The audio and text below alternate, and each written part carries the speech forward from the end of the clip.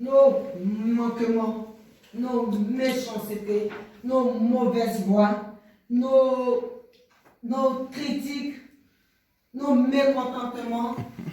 Délaissons-les. Parce que c'est un facteur de l'ennemi. C'est un facteur de l'ennemi. Lorsqu'on ne regarde pas ce que Dieu veut de nous et qu'on veut regarder notre propre moi, notre personne, Dieu ne nous regarde pas.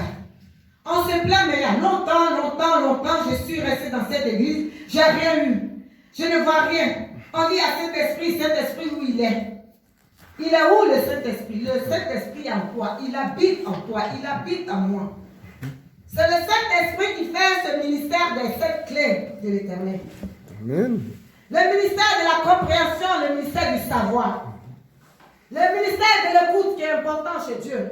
Parce que tous ces grands hommes, d'Abraham jusqu'à au Jacob, jusqu'à Joseph, jusqu'à Samuel, Élie, Élisée, tous ces grands hommes que Dieu a utilisés, c'était des hommes qui étaient, et Samuel, ont été à l'écoute de Dieu. Vérité. Pour que Dieu entende ta prière, pour que Dieu exauce ta prière, pour que Dieu te donne ce que ton cœur désire, que personne ne sait si ce n'est que lui et toi. Il n'a que par le Saint-Esprit de Dieu. Pour cela, il faut que tu ouvres ton esprit à Dieu. Si nous n'avons pas l'esprit de Dieu, nous n'avons pas la connaissance de Dieu. Nous ne savons pas qui nous sommes. Pour que tu saches qui tu es, il faut que Dieu te parle. Pour que tu saches avec qui tu marches, il faut que Dieu te révèle. Dieu ne révèle pas à tout le monde. Il révèle à ses choix. Il révèle à celui qu'il a choisi. Mais si tu n'es pas appelé, si tu n'es pas choisi, ce n'est pas être appelé seulement qui fait de toi une choisie. Hein? Ça aussi, il faut qu'on se détrompe. Mais c'est la présence de Dieu. Le Saint-Esprit de Dieu. La voix de Dieu. L'écoute de Dieu qui fait de toi une personne qui a les 7 clés de Dieu. Amen. Amen. Le Saint-Esprit agit dans notre vie en commençant par laisser nos palabres. Ça là, il faut qu'on laisse. Essayons de laisser. Ça bloque trop de choses. Palabre, palabre. Midi au palabre. Le soir au palabre. Toi, tu es né pour palabre. Laisse le Seigneur nous prendre comme un bébé qui apprend à marcher et sa mère court parce que elle sait que si elle n'est pas derrière son enfant, l'enfant va tomber parce qu'il apprend à marcher. C'est comme ça que Jésus est avec nous. Il sait qu'on ne sait pas marcher. Il sait qu'on n'a pas la bonne direction par moment. Il sait qu'on n'a pas le chemin de l'esprit par moment. Il sait que nous nous laissons guider par nos propres pensées par moment. Donc il vient, il nous attrape, il dit non, là c'est pas. Tu entends une petite voix qui te dit non, c'est pas là. Dans ton point intérieur, tu es là, tu hésites, je vais passer à droite ou à gauche, à droite ou à gauche. C'est le Saint-Esprit qui te donne maintenant la vraie résolution où tu dois passer. Et il te dit passe à droite. Et lorsque tu pars à droite, rien ne t'arrive sur ton chemin parce que Alpha, Oméga est au devant et est derrière, à sa droite, à ta gauche pour te conduire. Amen, amen. Amen. Est-ce que le peuple de Dieu est là? Amen. Pour beaucoup de chrétiens, il n'est pas naturel d'écouter la voix de Dieu. Donc, c'est dit comment on écoute la voix de Dieu. Il y a certains qui se posent des questions. Comment on écoute la voix de Dieu? C'est dans le 3e chapitre. Comment on écoute la voix de Dieu? Laisse les problèmes, les soucis qui t'accablent. Prends ta Bible, ouvre une page. Parce que quand tu prends la Bible, quand tu ouvres une page, c'est Dieu qui veut te parler. Le Seigneur qui veut te parler. Le message, la parole sur laquelle tu vas te donner, c'est un message qui vient de ton Père, notre Père qui est dans les cieux. Il n'y a pas un autre message qui peut t'apporter, c'est que dans sa parole. Et c'est sa parole qui délivre. Amen.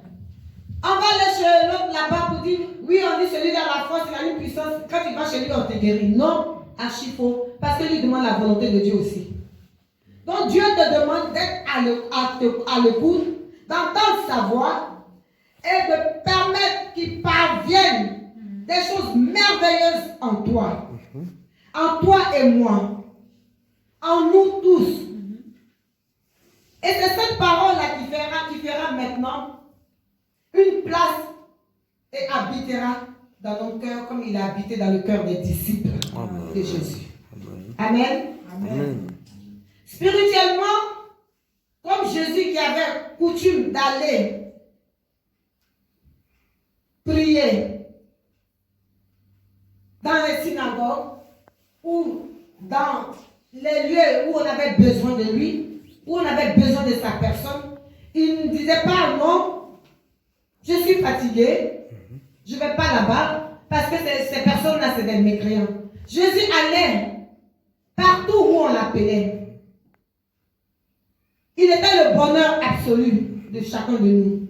Il a été le bonheur et il est toujours le bonheur de chacun de nous. Amen. Il va là où on l'appelle. Là où le peuple est fatigué, chargé. Là où le peuple n'a plus d'espoir. Là où le peuple n'a plus d'approche. Là où il ne peut poser un pied pour lui dire où tu vas. Maintenant, il nous demande aussi une formation. Pour que tu sois formé de la parole de Dieu, c'est l'écoute. Pour que tu sois formé de l'Esprit de Dieu, c'est sa Bible, la parole. La Bible qui est la parole vivante.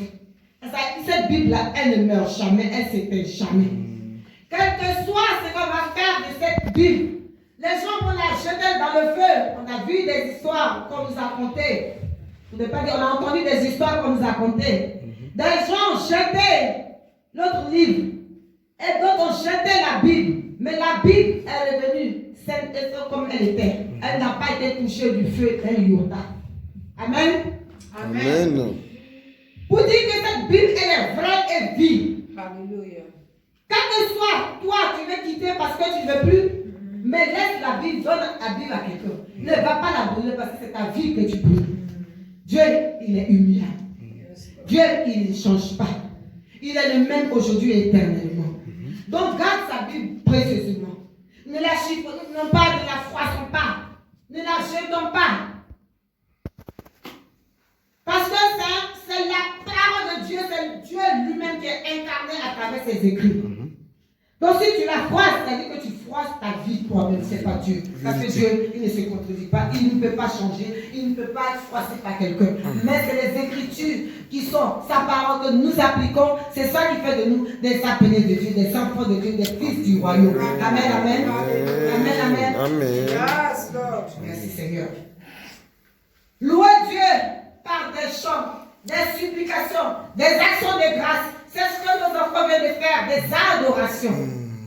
On a été imprégnés, non? On a été bénis, non? Quand les enfants chantaient. On a été servis, même Dieu même nous a rehaussés. On venait de dire l'épaule est finie, parce que Dieu, à travers son adoration, il a guéri quelqu'un. Sommeil sort du corps de ma fille. Redresse-toi bien pour que le soleil luisisse ta face. L'adoration nous permet de nous connecter à Dieu. Amen. La louange aussi nous permet de nous connecter à Dieu. Chanter, ça fait plaisir au royaume de Dieu. Rayonner de joie et avoir un visage qui ne se couvre pas de honte. C'est ce que Dieu fait de nous. Qui a honte de Dieu ici? Maman, quand tu sors, quelqu'un a honte de toi? L'ancien chéri là. Mon frère confie, quand tu sors là, il y a quelqu'un qui ferme ses yeux quand tu passes? J'espère pas. C'est parce que toi-même, c'est parce que nous sommes des bonnes personnes. Amen. Nous sommes des adorateurs. Nous sommes des personnes qui louent Dieu. Amen. Nous sommes des personnes qui aiment Dieu. Amen. Nous sommes des personnes qui appellent Dieu chaque jour à notre secours. Même lorsqu'il n'y a pas de problème, nous appelons Dieu. Parce qu'il a dit que ta bouche s'ouvre le matin. Et le soir, tu le remercies. Amen. N'attends pas d'avoir des choses pour dire je vais bénir Dieu ce matin. Dieu, il bénit tout le monde autant convenable.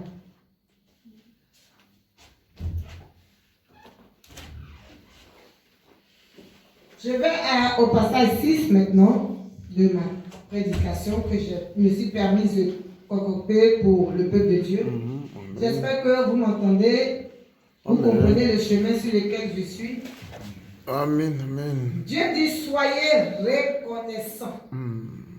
Soyons reconnaissants en toutes choses. Même s'il y a des petites choses, des manquements de notre vie, n'attendons pas de voir la grandeur des choses pour dire Dieu m'a béni, Dieu m'aime, Dieu est avec moi. Ta présence ici déjà est une récompense. Vérité. L'assise sur la chaise est une gloire de l'Éternel. Ta présence ici est une victoire pour tous ceux qui te persécutent. Parce que c'est dans sa présence, dans sa maison qu'on retrouve refuge. Nos parents ne pourront pas nous donner de refuge. Mais celui qui donne le refuge, c'est le Seigneur notre Dieu. Amen. Amen. Amen. D'avoir un cœur compatissant pour les autres. D'avoir un cœur d'amour pour les autres. D'avoir un cœur patient pour les autres. De ne point regarder à notre caractère, mais de regarder le caractère de Dieu. Comment il a forgé, comment il s'est forgé. Tout ce que son père lui a dit, il a écouté. De même qu'un homme de Dieu, qui est notre pasteur, quand on nous dit de faire ça, soyons obéissants, soyons à l'écoute. Ce n'est pas le fait de dire, moi, on ne peut pas me faire ça. Dieu n'est pas dans ça. Dieu, ce qu'il veut pour toi et moi, c'est que nous ayons la compréhension de sa parole. Amen. Amen. Élimine tout ce qui est blocage de ta vie. Élimine tout ce qui est tard de ta vie. Élimine tout ce qui est manquement. C'est-à-dire, lorsque tu n'avais pas une vie de prière, Dieu te permet aujourd'hui de te donner corps et âme à la prière. Quel que soit le temps, même si tu es au travail, tu as un moment de lucidité, tu as un moment où tu es libre, tu as 5 minutes, au moins 10 minutes de pause. Prends ce temps-là, adore Dieu. Adore-le. Tu vas voir ce qu'il va faire dans ta vie. Les choses vont changer. Les mécontentements vont changer. Les incompréhensions vont changer. Ces choses-là se font que lorsque nous donnons à notre propre écoute, pas à l'écoute de Dieu.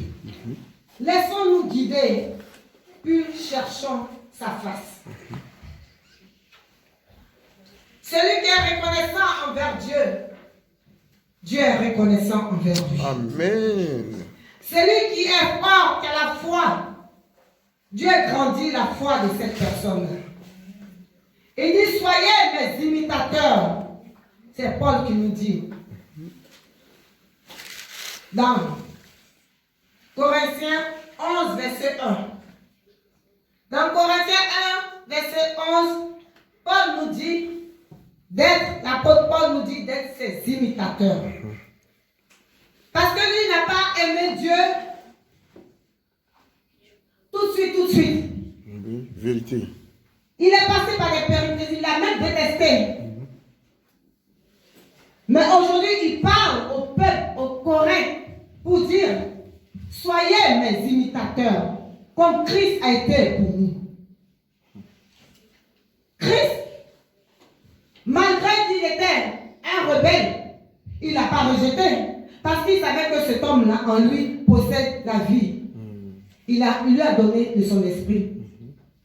Mais avant de connaître l'esprit de Dieu, il a combattu le peuple de Dieu. Il les a anéantis même. Mais le jour où Dieu voulait montrer sa gloire à Paul, il a ouvert les yeux. Est-ce qu'on peut me lire, s'il vous plaît, ce passage